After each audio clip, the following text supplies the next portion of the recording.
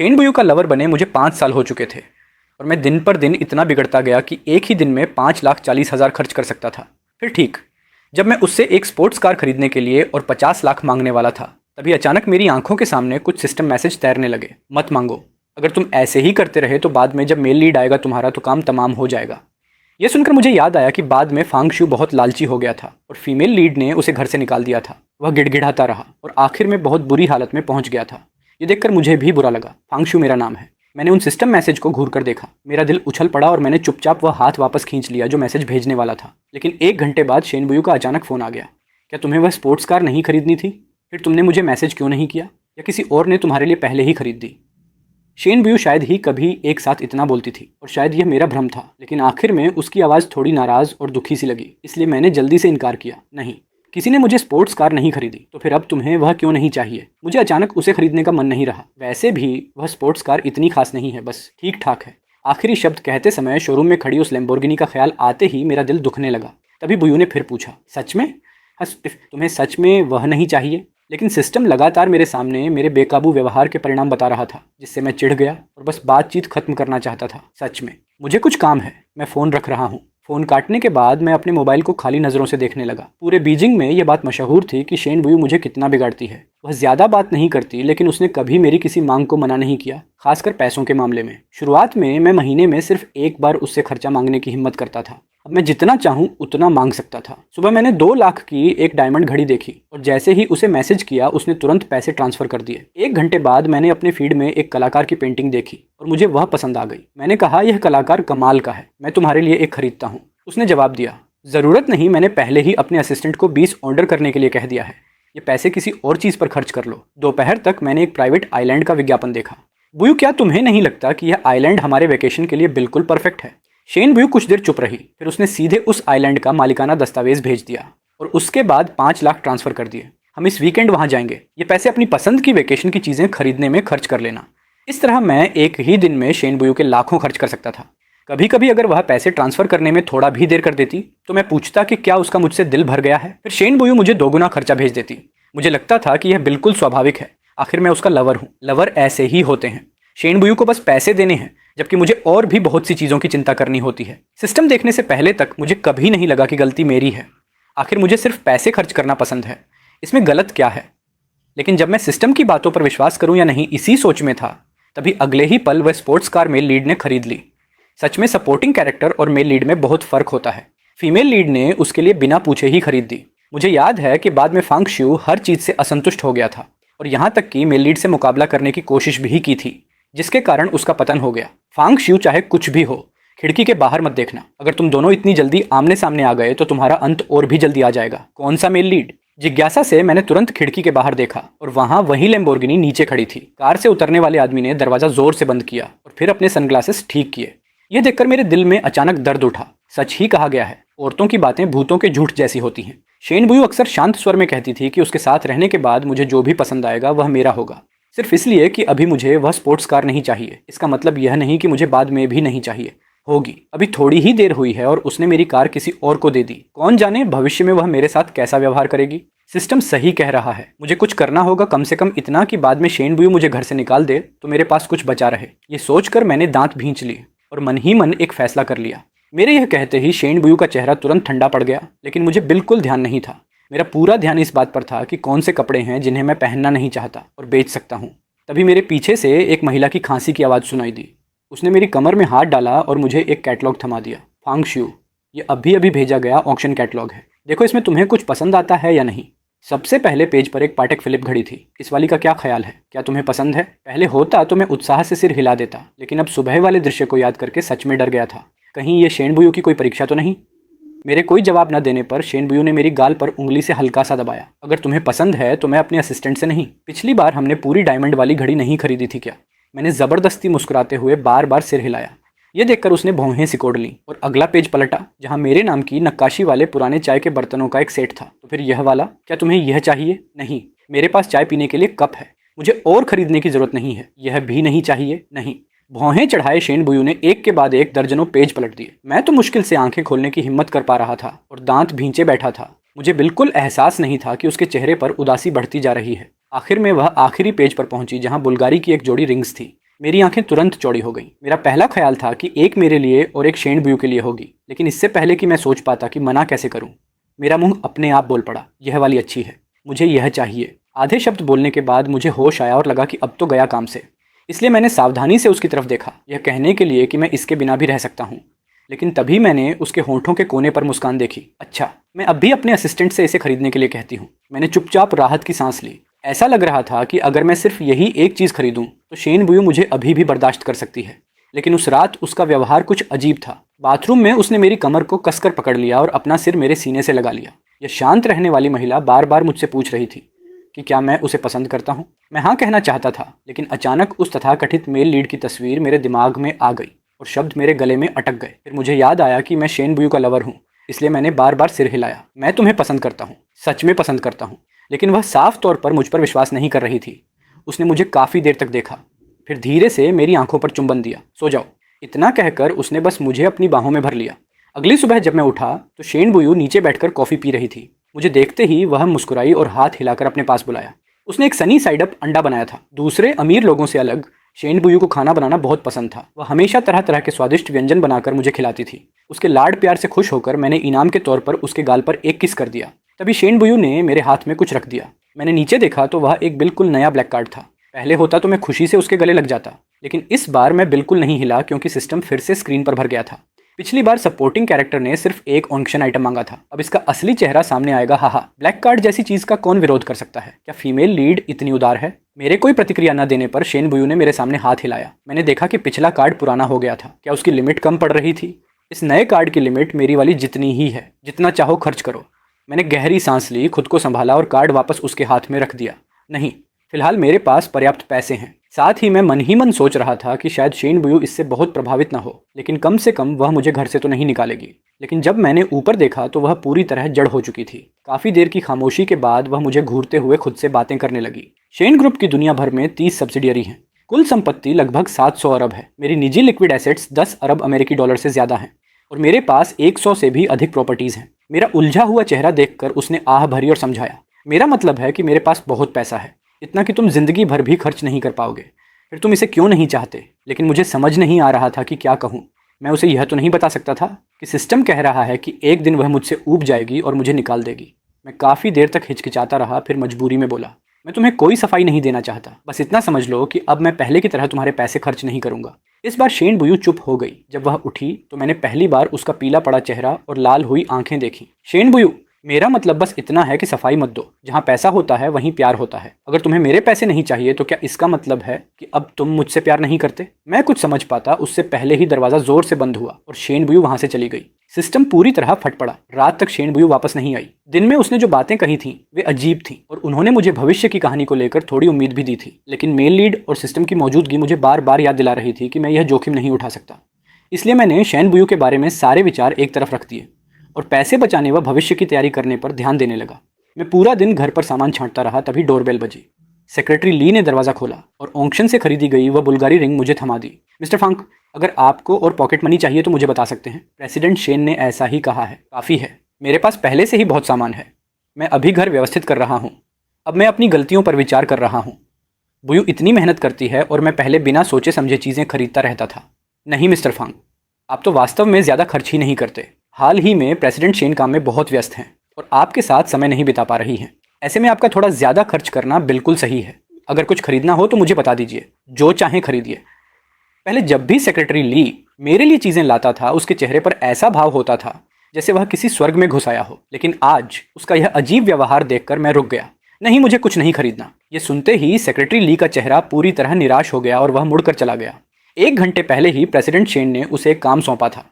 अगर वह मुझे पैसे खर्च करवाने में सफल हो जाता तो जितनी रकम खर्च होती उसका 20% बोनस उसे मिलता। उस समय उसे लगा था कि वह अमीर बनने वाला है क्योंकि उसने मेरी खर्च करने की आदतें अपनी आंखों से देखी थीं। लेकिन अब उसे महसूस हुआ कि पूंजीपति कभी मुफ्त में कुछ नहीं देते।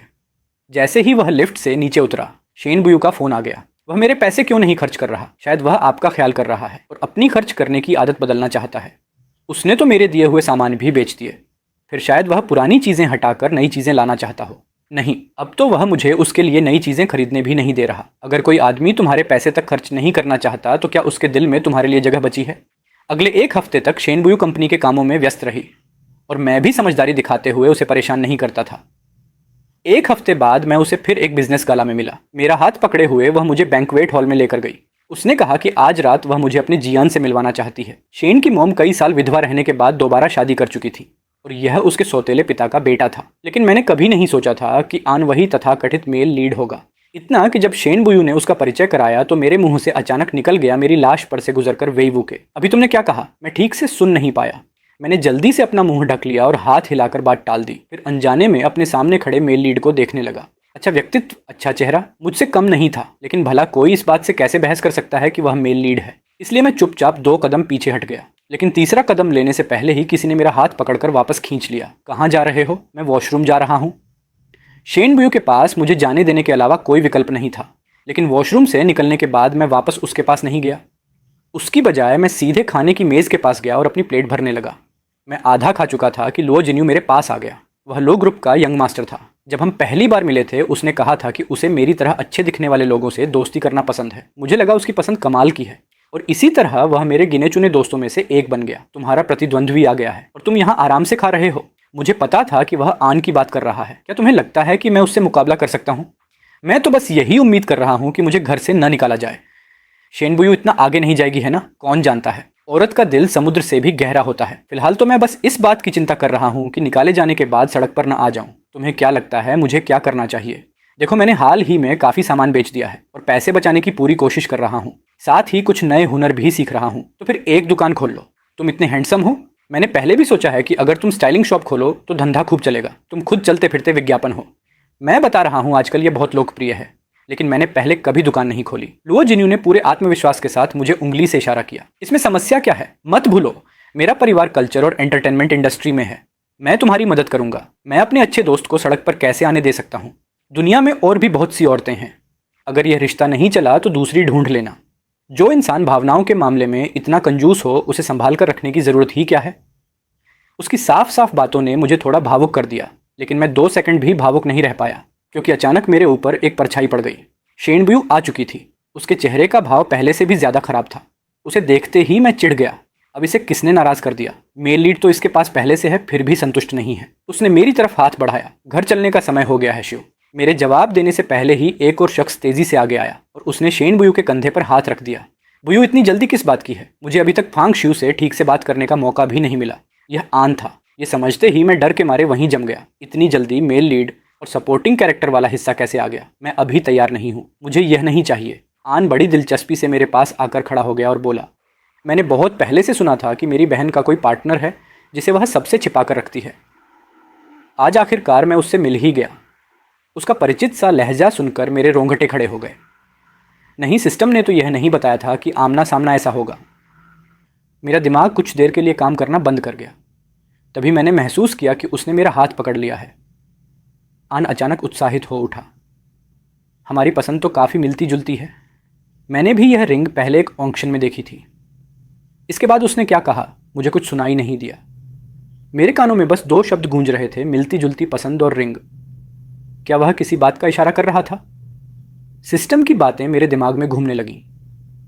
फांग शिव हर चीज़ में मेल लीड से मुकाबला करना चाहता था। हमेशा मांग करता था और कभी संतुष्ट नहीं होता था।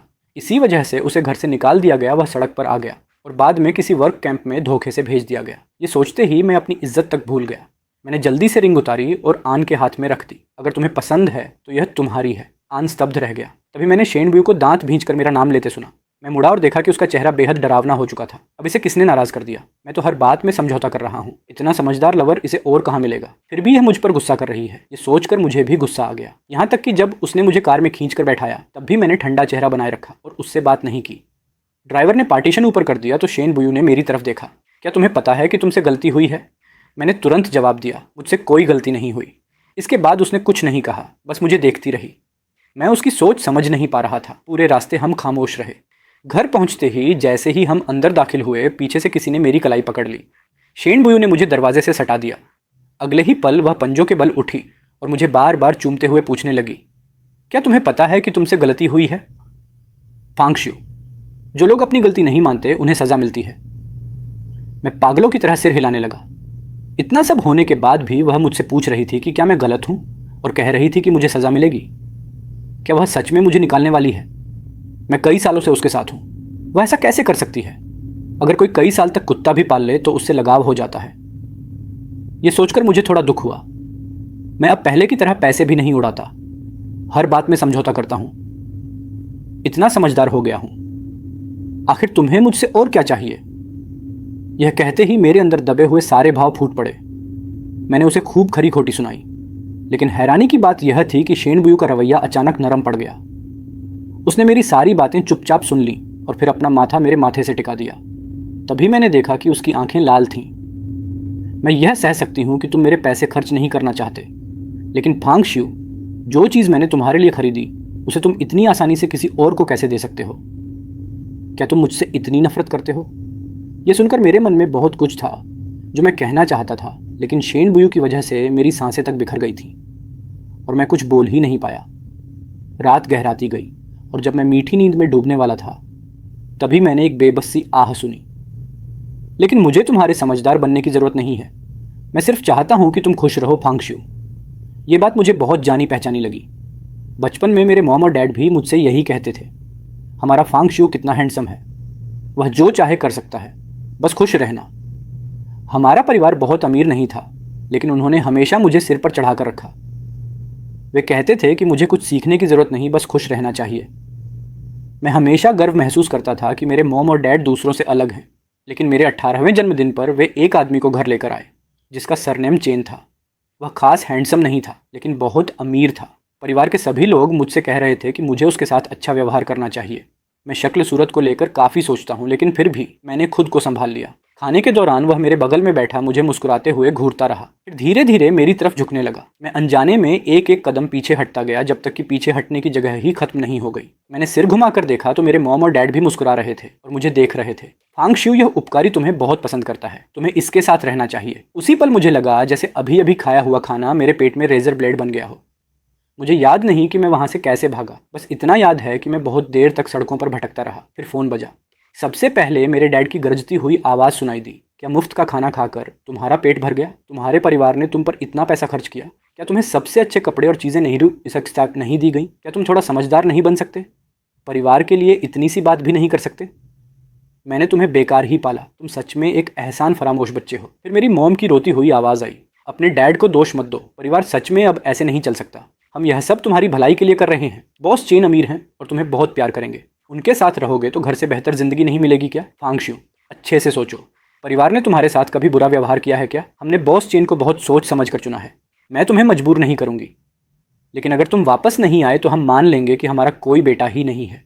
उनकी बातें सुनकर मैं चुप हो गया। आखिर में मैंने खुद को समझाने की कोशिश की और घर के दरवाजे तक वापस पहुंच गया, लेकिन दरवाजे के उस पार जो आवाज़ें सुनाई दी वे फ़ोन पर सुनाई गई बातों से बिल्कुल अलग थीं।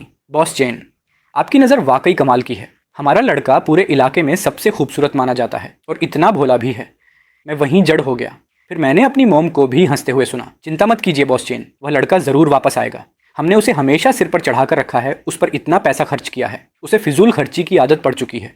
आखिरकार वह वापस आ जाएगा, कुछ ही दिनों में समझदार बनकर लौटेगा। तो उस ट्री प्रोजेक्ट वाली बात पर क्या हमें थोड़ा और पैसा मिल सकता है?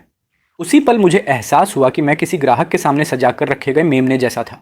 मेरा दिमाग पूरी तरह खाली हो गया। मेरे मन में बस एक ही ख्याल था, मुझे यहाँ से भागना होगा जितना दूर हो सके। मैं सीढ़ियाँ उतर कर भाग गया। घर की लाइटें अभी भी जल रही थीं, लेकिन मुझे पता था कि अब वह मेरा घर नहीं रहा। मैं बहुत दूर भाग गया। मेरे डैड मुझे ढूंढ नहीं पाए और कई बार फ़ोन किया। वे कहते रहे कि मैं उन्हें मार डालना चाहता हूँ। जवाब में मैंने कहा कि मैं भी जाकर मर जाऊँगा। घर से भागने के बाद मुझे कोई ढंग की नौकरी नहीं मिली। आखिरकार मैंने अपने चेहरे के सहारे मॉडल का काम शुरू किया। कमाई बुरी नहीं थी, लेकिन मैं अब भी पानी की तरह पैसे उड़ाता था। जब मैं सबसे ज़्यादा गरीब था तब मेरा एजेंट मुझे एक बैंक्वेट में ले गया। उसने कहा था कि वहाँ मुझे काम से जुड़ी पहचान मिलेगी, लेकिन वहाँ पहुँचकर मुझे पता चला कि वह कोई सामान्य बैंक्वेट नहीं था। वह किसी पुराने बुरे सपने की तरह था जो फिर से दोहराया जा रहा था। डर के मारे मैं एक बार फिर भाग निकला। भागते भागते मेरी टक्कर शेन बुयू से हो गई। उसे देखते ही मेरे मन में पहला ख्याल आया, कितनी खूबसूरत है।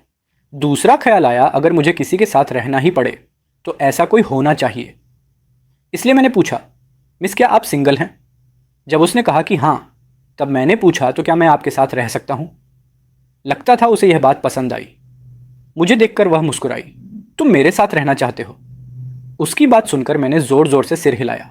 फिर मैंने उसे कहते सुना, ठीक है। और बस ऐसे ही मैं शेन बुयू का लवर बन गया। उसने मुझे इतना प्यार किया, इतना बिगाड़ा कि मैं ये भूल गया कि हर चीज़ की एक कीमत होती है। सिस्टम के आने से मुझे यह बात याद आई, इसलिए मैंने खुद को बदलना शुरू कर दिया। लेकिन शेन बुयू ने कहा था कि उसे मेरे समझदार बनने की ज़रूरत नहीं है, वह सिर्फ चाहती है कि मैं खुश रहूं। अगली सुबह जब मैं उठा तब तक शेन बुयू कंपनी जा चुकी थी। बाद में वह घर आई, लेकिन हम हर बार एक दूसरे से बस चूक जाते थे। मैं भी अपनी दुकान खोलने की तैयारी में व्यस्त हो गया। ये सफ़र आसान नहीं था। एक बार तो मेरे फंड लगभग खत्म हो गए, लेकिन तभी एक रहस्यमयी व्यक्ति ने अचानक मेरे अकाउंट में कई मिलियन ट्रांसफ़र कर दिए और दुकान के प्रमोशन में भी भारी निवेश किया। सिस्टम से मुझे पता चला कि वह रहस्यमयी व्यक्ति शेन बुयू ही थी। मैं उलझ गया। कहानी के अनुसार तो उसे मेरी फिजूल खर्ची पसंद नहीं होनी चाहिए थी, लेकिन सिस्टम इस सवाल का कोई सही जवाब नहीं दे पाया। मैंने ध्यान से पिछली बातें याद की। शेन बुयू ने मुझे अनगिनत बार पैसे दिए थे, लेकिन कभी यह नहीं पूछा कि मैं उन्हें कैसे खर्च करता हूँ। मैं जो भी करता वह बस मुस्कुराकर कहती, हमारा फांग शिव कमाल है। क्या ऐसी शेन बुयू सच में सिस्टम की बातों की तरह मुझे किसी दिन पैसे ज़्यादा खर्च करने के कारण घर से निकाल देगी? अचानक मेरा दिल तेज़ी से धड़कने लगा। मैं शेन बुयू से मिलना चाहता था, बाकी सब कुछ भूलकर बस उससे खुलकर बात करना चाहता था। ये सोचकर मैंने लंच ऑर्डर किया और तय किया कि खुद उसे कंपनी में देकर आऊँगा। मैं पहले भी कई बार शेन ग्रुप जा चुका था। इस बार मैं शेन बुयू को सरप्राइज़ देना चाहता था, इसलिए मैंने फ्रंट डेस्क से उसे सूचना नहीं देने को कहा। इसी तरह मैं सीधे एग्जीक्यूटिव फ्लोर तक पहुंच गया, लेकिन ऑफिस के बाहर पहुंचते ही मुझे एक परिचित आवाज़ सुनाई दी। वह आन रांड था। उसकी आवाज़ में हल्की हंसी थी। तुम सच में फांग शिव को बहुत बिगाड़ती हो, उस पर काफ़ी पैसा खर्च कर दिया है ना? दुकान खोलने में 80 लाख, ऑनलाइन मार्केटिंग में 50 लाख और ऑफलाइन प्रमोशन में 30 लाख। ये सुनते ही मुझे एहसास हुआ कि ये वही रकम थी जो शेन बुयू ने मेरी दुकान में लगाई थी। मैं वहीं जम गया, हिल भी नहीं पाया। तभी सिस्टम फिर से चलने लगा। आखिर यही सीन क्यों होना था? मुझे पहले से ही कुछ गड़बड़ लग रही थी, लेकिन अब क्या कहानी बदल जाएगी? बाद में तुम्हें ज़रूर मेल लीड को मनाना पड़ेगा। तुम्हारा बॉयफ्रेंड नाराज़ होने वाला है। मुझे वहाँ से चले जाना चाहिए था, लेकिन मेरे पैर जैसे ज़मीन में धंस गए थे। तभी मैंने शेन बुयू की हल्की सी आवाज़ सुनी। शायद मैंने सच में थोड़ा ज़्यादा खर्च कर दिया। ये सुनते ही मुझे लगा जैसे पूरी दुनिया घूम गई हो। अगले ही पल मैं घबराकर वहाँ से भाग निकला। मैं कितना बेवकूफ़ था। मुझे वही गलती दोबारा झेलनी पड़ी, तब जाकर समझ आया। सिस्टम की बातें भले ही कठोर थीं, लेकिन घर से निकाले जाने से तो बेहतर था कि मैं पहले ही वापस जाकर अपना सामान समेटूं और भाग जाऊं। पिछली बार जब मैं घर से निकला था तब सबसे बड़ा पछतावा यही था कि मैं कुछ भी साथ नहीं ले गया था। इस बार मैं इतना लेकर जाने वाला था कि कोई पछतावा न रहे। ये सोचकर मैं बिना रुके घर पहुंचा और पूरे बड़े पेंट हाउस में जो भी कीमती चीज़ें थीं समेटनी शुरू कर दी। इतने सालों का साथ रहा था, अगर कोई बड़ा योगदान नहीं भी था तो कम से कम मेरी मेहनत तो थी। थोड़ा मुआवजा मांगना ज़्यादा तो नहीं था, है ना? मैंने इतना सामान पैक किया कि आखिर में उसे ले जाने के लिए मूवर्स भी बुलाने पड़े। जिस अपार्टमेंट में मैं शिफ्ट होने वाला था वह दुकान के पास पहले से ही ढूंढ रखा था, ताकि दुकान संभालना आसान हो। अब वही जगह मेरे भागने को भी आसान बना रही थी। दूसरी तरफ जब शेन बुयू कंपनी से निकली तो सेक्रेटरी ली घबराया हुआ उसके पीछे पीछे चल रहा था। उसे फ्रंट डेस्क से पता चल गया था कि मिस्टर फांग लंच लेकर आए थे, लेकिन बॉस के चेहरे से साफ था कि उन्होंने वह लंच नहीं खाया। वह ज़्यादा देर तक सोच भी नहीं पाया था कि शेन बुयू ने पूछ लिया कि आखिर हुआ क्या था। सेक्रेटरी ली ने अपनी सारी अटकलें बता दी और शेन बुयू का चेहरा तुरंत बदल गया। कई कॉल्स का जवाब न मिलने के बाद शेन बुयू ने लगभग ड्राइवर की सीट छीन ली और पूरी रफ्तार से घर की ओर निकल गई। अपार्टमेंट पहुंचकर ही सेक्रेटरी ली को एहसास हुआ कि उसने हालात की गंभीरता को बहुत कम आंका था। उसने अपनी ज़िंदगी में कभी इतना खाली अपार्टमेंट नहीं देखा था। उसने यह भी देखा कि उसके बॉस के हाथ हल्के हल्के कांप रहे थे। लंबी चुप्पी के बाद शेन बुयू अचानक मुड़ी। उसकी आंखें लाल थीं। क्या यह उसके खर्च करने के लिए काफ़ी नहीं था? क्या मुझे उसे और पैसे भेजने चाहिए? लेकिन अब वह मुझे पसंद नहीं करता। वह मेरे पैसे तक खर्च नहीं करता। मैं हूँ, पैसा पैसा है। उसे दोनों में फ़र्क करना आना चाहिए। उसे पैसे पसंद हैं, पैसे खर्च करने से वह खुश होता है। मैं बस उसे खुश करना चाहती हूँ। ये कहते कहते शेन बुयू ने अचानक आदेश दिया, कल किसी तरह उसे पैसे पहुँचाओ। बस उसे पता नहीं चलना चाहिए कि वे मेरी तरफ से हैं। बाकी तरीका तुम खुद सोचो, बाद में मुझे रिपोर्ट देना। सेक्रेटरी ली कुछ समझ नहीं पाया। सेक्रेटरी ली चुप रहा। सेक्रेटरी ली के पास आदेश मानने के अलावा कोई विकल्प नहीं था। उधर नया अपार्टमेंट पुराने शहर में था, जहाँ जिंदगी आरामदायक और सुविधाजनक थी। जब मेरे पास कोई काम नहीं होता तो मैं नीचे बैठकर लोगों की गपशप सुनता। एक बार एक बुजुर्ग आंटी ने हमेशा की तरह कहा, श्याओ फांग, तुम इतने हैंडसम हो, अभी तक सिंगल क्यों हो? मेरे पास कुछ लड़कियां हैं। घर छोड़ने के बाद से शेन बुयू ने मुझसे कोई संपर्क नहीं किया था, जैसे वह मेरी दुनिया से पूरी तरह गायब हो गई हो। अगर मैं कहूँ कि मुझे दुख नहीं हुआ तो वह झूठ होगा। आखिर इतने सालों में मैं उसे सच में पसंद करने लगा था। जब मैं पहली बार यहाँ आया था तब अक्सर शेन बुयू के सपने देखता था। सपनों में वह किसी और इंसान जैसी लगती थी। फांग शिव, तुम इतने मुश्किल क्यों हो? जैसे ही आंशी आया मैं घबरा कर जाग गया। मैं सिस्टम को देखकर खुद को सांत्वना देना चाहता था, लेकिन घर बदलने के बाद सिस्टम धीरे धीरे गायब होने लगा। मुझे लगा शायद इसीलिए क्योंकि मैं कहानी की मुख्य धारा से बाहर निकल चुका था। मुझे खुश होना चाहिए था, लेकिन अंदर एक अजीब खालीपन था। इसलिए मैंने खुद को समझाया कि मैंने इतने सारे सामान साथ ले लिए हैं। अगर शेन बुयू मुझे ढूंढने नहीं आई तब भी आखिर में फ़ायदा मेरा ही हुआ। यह सोचकर मैंने कुछ बड़बड़ाते हुए गालियाँ दी और सुपरमार्केट की ओर निकल गया। एक दिलचस्प बात यह थी कि घर छोड़ने के बाद मेरी किस्मत अचानक बेहद अच्छी हो गई थी। ऐसा लग रहा था जैसे आसमान खुद मुझे पैसे देना चाहता हो। नतीजा यह हुआ कि घर छोड़ने के बाद मेरी जीवन शैली खराब होने के बजाय और बेहतर हो गई। एक बार मैंने कुछ सामान खरीदा और सुपरमार्केट की लॉटरी में हिस्सा लिया। मुझे पहला इनाम मिला, स्विट्जरलैंड के एक लग्जरी स्की रिसोर्ट की 5 दिन की यात्रा। स्टाफ मुस्कुराकर बोला, सर आपकी किस्मत तो कमाल की है। अभी स्विट्जरलैंड घूमने का सबसे अच्छा समय है और इस महीने जिनका जन्मदिन है उनके लिए एक खास बोनस भी है। आपकी फ़्लाइट टिकट फर्स्ट क्लास में अपग्रेड की जा सकती है। ये सुनकर मुझे अचानक याद आया कि मेरा जन्मदिन आने वाला था। घर छोड़ने के बाद मैंने कभी वह दिन नहीं मनाया था। भले ही मुझे वह दिन पसंद नहीं था, लेकिन थोड़ा फ़ायदा मिल जाए तो बुरा भी नहीं था। इसलिए मैंने खुशी खुशी यह अचानक मिली यात्रा स्वीकार कर ली। स्विट्जरलैंड पहुंचकर मुझे फिर शेन ब्यू की याद आई, क्योंकि स्की करना उसी ने मुझे सिखाया था। वह एक बेहतरीन टीचर थी, हर कदम पर मेरा मार्गदर्शन करती थी। अगर गिरना भी पड़े तो खुद गिरती थी, लेकिन मुझे गिरने नहीं देती थी। लेकिन होटल लौटते ही मैंने खुद को फिर डांटा, फांगशू फांगशू, तुम सच में शेन बुयू के बारे में सोचना बंद नहीं कर सकते हैं ना। खुद को कोसने के बाद मैंने सिर उठाया और आसपास देखा। सामने का दृश्य पूरी तरह अनजान था। अनजाने में मैं स्की करते करते रास्ता भटक गया था। निराश होकर मैं वापस मुड़ने ही वाला था कि अचानक मुझे गड़गड़ाहट की आवाज़ सुनाई दी। मेरे दिमाग में तुरंत एक शब्द कौंधा, एवलांच। प्रतिक्रिया देने का मौका मिलने से पहले ही बर्फ की विशाल लहर ने मुझे अपनी चपेट में ले लिया। उस पल मेरे मन में सिर्फ एक ही विचार था, मैं मरने वाला हूँ। बड़ी मुश्किल से मैं त्यागे जाने और सड़क पर मरने वाली किस्मत से बचा था, और अब मैं एवलांच में मरने वाला था। मैं हार मानने वाला नहीं था, इसलिए मैंने अपनी पूरी ताकत लगाकर चीखना शुरू कर दिया। मैं बहुत देर तक चिल्लाता रहा। आखिर में मुझे लगा कि शायद मुझे भ्रम हो रहा है। मुझे सच में किसी के मुझे पुकारने की आवाज़ सुनाई दी, लेकिन तब तक मेरे पास चिल्लाने की ताकत नहीं बची थी। फिर भी वह आवाज़ रुकी नहीं, वह लगातार करीब आती गई, और फिर किसी ने मुझे पूरी ताकत से बर्फ के ढेर से बाहर खींच लिया। जब मैंने उसका चेहरा साफ देखा तो वह शेन बुयू थी। उसने कहा, सोना मत फांगशू। उसने मुझे आधा उठाकर और आधा घसीटते हुए पहाड़ की तरफ ले जाना शुरू किया। कुछ देर बाद मैं खुद को रोक नहीं पाया और पूछ बैठा, शेन बुयू, तुम्हारी हालत इतनी खराब क्यों है? ये सच था, मैंने कभी उसे इतना बिखरा हुआ नहीं देखा था। उसने बस हल्की सी आवाज़ निकाली। मैं महसूस कर सकता था कि उसके कदम लड़खड़ा रहे थे और हर कदम उसके लिए मुश्किल हो रहा था। क्या तुम्हें लगता है कि हम वापस नहीं जा पाएंगे? किसने सोचा था कि तुम फीमेल लीड और मैं सपोर्टिंग कैरेक्टर एक साथ मरेंगे? अब मुझे किसी बात की परवाह नहीं थी, इसलिए मैं मजाक करने लगा। वह रुक गई और मेरी तरफ देखने लगी। तुम माफ़ी क्यों मांग रहे हो? उसने कुछ नहीं कहा, फिर भारी और बैठी हुई आवाज़ में बोली, तुम ठीक हो जाओगे, मुझ पर भरोसा करो। और फांगशू, मुझे नहीं पता कि तुम ऐसा क्यों कह रहे हो। शेन ब्यू की सांसें उखड़ी हुई थीं, लेकिन उसकी आवाज़ मेरे कानों तक बिल्कुल साफ पहुंच रही थी। लेकिन मेरी दुनिया में तुम कभी कोई सपोर्टिंग कैरेक्टर नहीं थे। तुमने यह बात पहले क्यों नहीं कही? मुझे माफ़ कर दो, ये मेरी गलती है। तुम बार बार माफ़ी क्यों मांग रही हो? उसने जवाब नहीं दिया, बस 2-3 बार और लड़खड़ाई। मैंने उसका चेहरा छुआ और तब एहसास हुआ कि उसकी हालत तो मुझसे भी ज़्यादा खराब थी। शेन बुयू को यहाँ नहीं आना चाहिए था। वह मेरे लिए आई थी और शायद मेरी वजह से मरने वाली थी। उसे नहीं आना चाहिए था। वह ऐसे कैसे गायब हो सकती है? अगर किसी को मरना ही है तो सिर्फ मुझे मरने दो। मैं विनती करता हूँ, शेन बुयू को जिंदा रहने दो। मैं लगातार मन ही मन प्रार्थना करता रहा। मैंने उससे अलग होने की भी कोशिश की, लेकिन उसने मुझे कसकर पकड़े रखा। जब मैं लगभग उम्मीद छोड़ चुका था, तभी अचानक पास से बचाव दल की आवाज़ें सुनाई दी। मैंने उसके कपड़े कसकर पकड़ लिए और पूरी ताकत से चिल्लाया, वे ज़्यादा दूर नहीं हैं, हम बच जाएंगे। तुम आंखें बंद मत करना, सुन रही हो?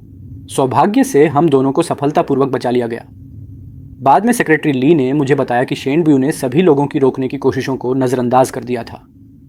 वह खुद दुर्घटना वाले इलाके में गई और एक एक इंच तलाशती रही। उसने किसी भी रेस्क्यू वर्कर से ज़्यादा देर तक और ज़्यादा अंदर तक खोज जारी रखी। मुझे ढूंढने के बाद भी वह अपने शरीर के सहारे मुझे संभाले रही, जब तक कि रेस्क्यू टीम नहीं पहुंच गई। सेक्रेटरी ली ने आह भरते हुए कहा, मिस्टर फांग, भले ही मेरी बॉस कभी कभी थोड़ी पागल लगती हैं, लेकिन आप सच में उनके दिल में रहते हैं। आपके जाने के बाद भी मैं कुछ पल के लिए स्तब्ध रह गया और अनायास एक नाम बोल बैठा। सेक्रेटरी ली ने वह नाम सुन लिया और अचानक सब समझ गया। उसने 2 बार खांस कर कहा, वैसे वह स्पोर्ट्स कार उसने सीधे उसी कार्ड से खरीदी थी। मुझे अब भी खोया हुआ देखकर उसने धीरे से एक और बड़ा राज खोल दिया। और मिस्टर फांग, क्या आपको सच में नहीं पता? मिस्टर आन की पसंद असल में बॉस जैसी ही है। ये सुनकर मैं पूरी तरह चौंक गया। तभी अस्पताल के कमरे का दरवाज़ा खटखटाया गया। आन अंदर आया। मैं तुम्हें देखने आया हूँ। फूलों का गुलदस्ता लिए वह मेरे बिस्तर के पास आकर खड़ा हो गया। अब जब मुझे उसकी पसंद के बारे में पता था तो समझ नहीं आ रहा था कि उससे कैसे बात करूँ। वह झुककर मेरे कान के पास मुस्कुराया। अगर मेरी बहन के साथ बात नहीं बनी तो क्या तुम मेरे साथ रहने के बारे में सोचोगे? उसकी बात सुनकर मैं मुश्किल से बोल पाया, मुझे तो लगा था कि तुम उसे पसंद करते हो। आन ने नाटकीय अंदाज में आंखें घुमा दी। कौन उस वर्कहोलिक को पसंद करेगा?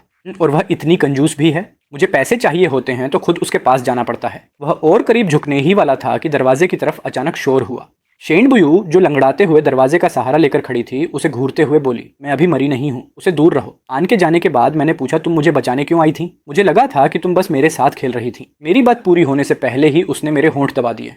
शेन बुयू ने हंसते हुए कहा, तो तुम इतने समय से यही सोच रहे थे? क्या तुमने कभी किसी को सिर्फ मजाक के लिए इतना पैसा खर्च करते देखा है? क्या तुम्हें पता भी है कि किसी के साथ होने का मतलब क्या होता है? फिर उसकी आवाज़ भर्रा गई, नहीं, तुम अब मुझे पसंद नहीं करते, तुम तो मेरे पैसे भी खर्च नहीं करते। यह सुनकर मैंने तुरंत उसके कपड़े पकड़ लिए ताकि वह आगे कुछ न कहे। मैं तुम्हें पसंद करता हूँ। बस शेन बुयू की आंखें चमक उठीं। बस क्या? अपराध बोध से भरा हुआ मैं धीरे धीरे बोलने लगा और सिर भी झुका लिया। मुझे डर था कि अगर मैं बहुत ज़्यादा पैसे खर्च करूंगा तो तुम नाराज़ हो जाओगी, और मुझे लगा कि अगर मैं थोड़ा समझदार बन जाऊं तो शायद तुम मुझे घर से नहीं निकालोगी। इसके बाद काफ़ी देर तक खामोशी रही। शेन बुयू ने कोई जवाब नहीं दिया। उसने बस मुझे बहुत हल्के से अपनी बाहों में भर लिया और अपना सिर मेरी पीठ पर टिका दिया। फिर मैंने उसे एक बार फिर माफ़ी मांगते सुना, मुझे माफ़ कर दो। तुम माफ़ी क्यों मांग रही हो? इस बार मुझे जवाब मिला। मुझे तुम्हें यह बात पहले बता देनी चाहिए थी। कौन सी बात? मैं तुमसे प्यार करती हूँ फांगशू। तो जवाब हमेशा से इतना आसान था। प्यार में बदले की उम्मीद नहीं होती। हमारी कहानी यहीं खत्म होती है। अब मैं शेन बुयू की कहानी बताना चाहता हूँ। मेरी मोम के गुजर जाने के बाद मैं हमेशा खुद को भुला दिया गया महसूस करती थी, इसलिए मैं घर से भाग गई। मैं जिद में सोच रही थी कि जब फादर को पता चलेगा कि मैं गायब हूँ तो वे मुझे ढूंढने आएंगे और मुझे नज़रअंदाज करने पर पछताएंगे। लेकिन फादर मुझे ढूंढने कभी नहीं आए, एक बार भी नहीं। जो मुझे ढूंढने आया वह कोई और था। उसने झाड़ियों को हटाया, पलकें झपकाई और पूछा, तुम यहाँ क्या कर रही हो? लुका छिपी खेल रही हो? मेरे साथ खेलोगी? उस लड़के का नाम फांगशू था। फांगशू मुझे हर जगह साथ लेकर जाता था। उसने यह भी कहा था, तुम मेरी तरह ही खूबसूरत हो, इसलिए मैं तुम्हें अपना दोस्त बनने की अनुमति देता हूँ। उसी दिन से मुझे लगा कि मेरी जिंदगी में फिर से रंग लौट आए हैं। एक बार उसने देखा कि एक शरारती लड़का फांगशू से लड़ रहा था। फांगशू हार रहा था। बिना सोचे मैं भी दौड़कर लड़ाई में कूद पड़ी। कुछ ही देर में वह लड़का हारने लगा। वह पहली बार था जब शेन बुयू ने ऐसा कुछ किया था। जब लोगों ने हमें अलग किया तभी मुझे एहसास हुआ। तो यही है, यही वह एहसास है। मैं चाहता हूँ कि फांगशू हमेशा खुश रहे। हमारे साथ आने के बाद लोग अक्सर मुझसे कहते थे कि फांगशू सिर्फ पैसे का लालची है। हर बार मैं सोचती थी, उन्हें क्या पता फांगशू को पैसे पसंद हैं। ये तो पैसे के लिए सम्मान की बात है, और संयोग से मेरे पास बहुत पैसे हैं। फांगशू जितना भी अतिरिक्त पैसा खर्च करता है, मुझे लगता है कि वह मुझे थोड़ा और प्यार करता है। नए साल के दिन मैंने अपने बॉयफ्रेंड के लिए एक इच्छा मांगी थी। मैं चाहती हूँ कि फांगशू अपनी पूरी ज़िंदगी कुछ भी किए बिना सिर्फ खुशियों से टकराता रहे, क्योंकि वही पल मेरे लिए भी सबसे बड़ी खुशी होंगे।